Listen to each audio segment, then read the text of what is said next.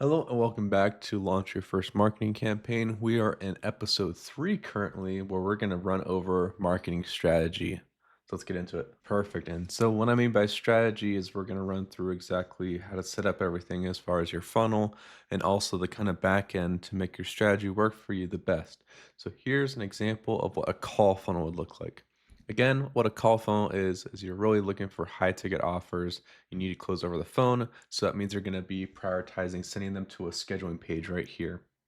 So the whole entire goal is to get people to that page. That's kind of your key element from this. So you're going to run ads. So let's say, for instance, that could be Facebook ads. You're going to run ads to a landing page and plus like a qualifier in there. So if you want to have higher ticket people going to your scheduling page, you could add some kind of qualifier. Again, we'll go over this more in details. We get into like building out a call funnel. Like you use something like Typeform to actually build this out for you. Then you send them to that scheduling page. After that scheduling page is a thank you page. That just says, hey, thanks for scheduling a call. And it's going to outline a little bit more about how to prepare for your call and stuff like that. But this is a very basic idea of what a call funnel strategy would look like. Now let's get into some different strategies here too. We have a lead magnet strategy here. So this is an example of actually a strategy that I'm going to be running for this course here.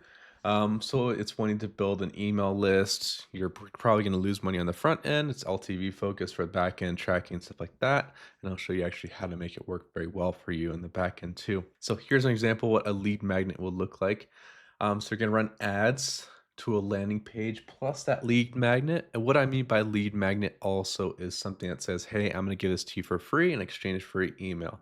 So for instance, I'm going to give you this course for free. All you have to do is sign up with your email and you're going to be added to my email list. And that's usually how I'm going to make my return on investment there with my ads is through the email list or different backend stuff through there, or even to the course, which I'm going to be doing as well.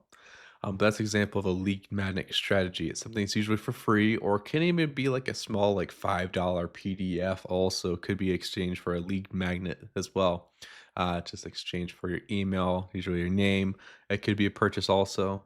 But another way you could run the strategy also is like a Facebook leads campaign where you grab their name and email exactly from the beginning of it. You send to a thank you page, you got their name and email, and also you just send over their lead magnet, maybe through like an email or something like that. But yeah, it's all for free usually. You get emails on the back end.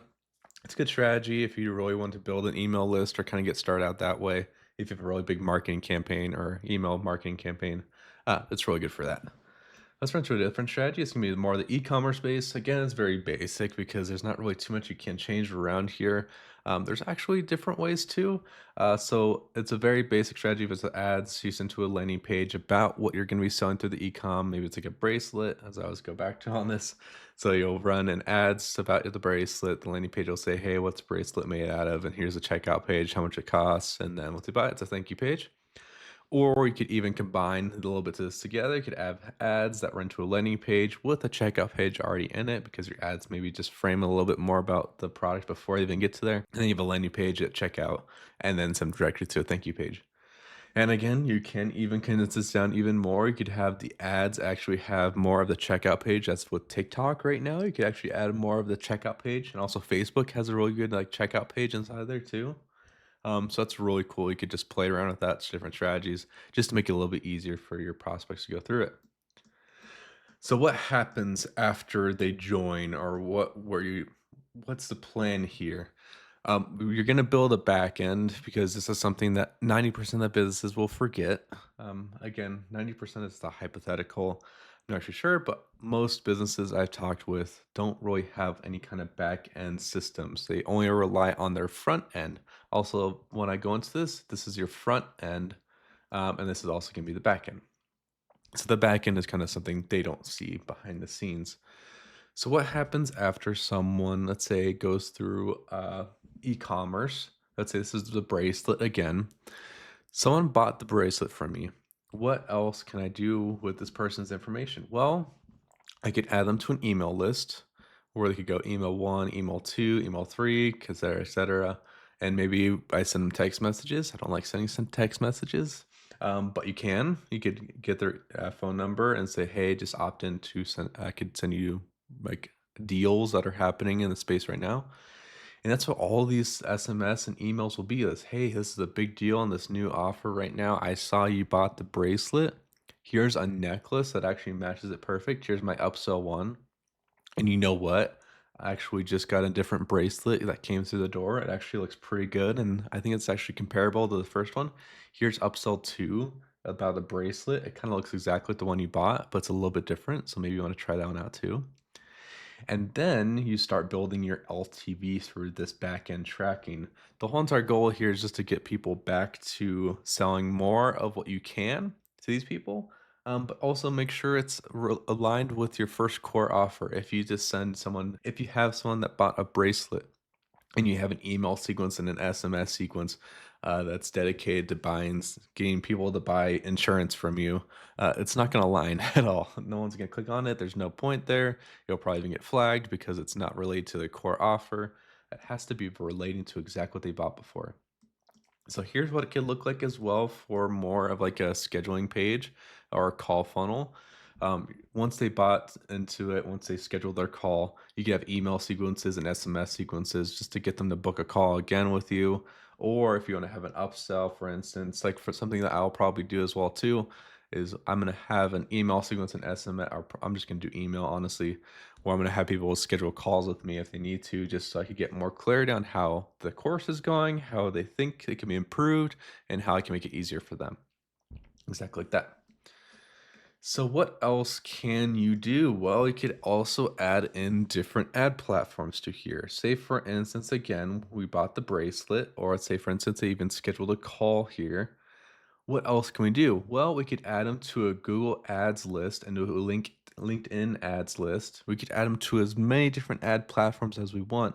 And we could tell Facebook, Google, LinkedIn, hey, I want to retarget this person that's on my list. Here's their information. So whenever they could hop on your platform, just show them some ads about more about what I do. Maybe I could even send them to book a call again with me and make it really easy for them to more understand more about what I do. And also, it creates that kind of omnipresence of being everywhere all at once, which is actually really cool with marketing, is because you could hit them at their most intriguing time or the point of interest that's actually going to buy or want to book a call with you. So you could add them to different lists, different sequences here. This is something I'll build out for my offer as well. I'm going to do the Google Ads, and I'll show you how to do that too later on in this course. But yeah, this is more of the back end tracking for that. So let's run into exactly how I will build out mine going forward, but also just give you an idea of exactly how to build everything out for yourself too. So for my instance, I'm going to be running ads. I'm going to be running it to a landing page plus a lead magnet. Again, that's just a free offer that I'm giving you, which is access to this course. I actually do not even have a thank you page. Once you sign up for the course, you get access to it immediately. But I'm just putting inside there just so you know that I'm grabbing the name and email. So I'll probably just be doing email going forward. But it's usually just a basic first name, just a way to kind of identify people. Once you go through there, after the thank you page, you'll probably already know this. You're inside an email sequence right now. The email sequence is actually just designed to create a more written version of the course. So for people who don't really want to watch a video, they could go through the email sequences, which is just a written form of the course. And also it just makes it a lot easier for people to understand. I think it's a lot easier for more clarity. And also I could use the emails also to, again, just get some more clarification on how the course is going, how can I improve it and make it easier for you. And then, of course, you're going back to the course. I'm going to make sure that people just come back to here every once in a while, just to get some more access because there's going to be a bunch of different PDFs. Again, like the last couple of videos here, I had like the last time I had the Excel sheet that I'm going to be putting inside of here. But then also, I kind of want to have some one-on-one calls later on, just to kind of get some more clarity again on how the course is going. But also what more I could add to this to make it easier, and then also some additional information to kind of make sure that you guys know exactly what happens after all this too. So this is exactly the strategy I'll be running, but play around with different ideas here, but also run through it as you were if you're the prospect. How would it be easier for you to go through everything? If you are going to run an e-commerce product here, if we have an ads that run to a landing page and a checkout page to a thank you page, Would that be easier, or would it be easier for a prospect to actually have more clarity on each step if they go to an ads to a landing page to a checkout page? Do they need that clarity? Or if you even condense it down, have the ads, the landing page, and the checkout page all in one on Facebook or TikTok right now and make it really easy for them? Or for the backend tracking, do people like SMS sequences? Most people don't, but it's good for reminders for like calls. That's really good. But maybe if you have like a really good discount code that you could use inside your store, you could send it over as an SMS. But how could you add that in there effectively? Or which other ad platforms do your prospects go on that you could retarget them on just to give some more clarity about your offer and make it a little bit easier for them to understand why they need to buy from you?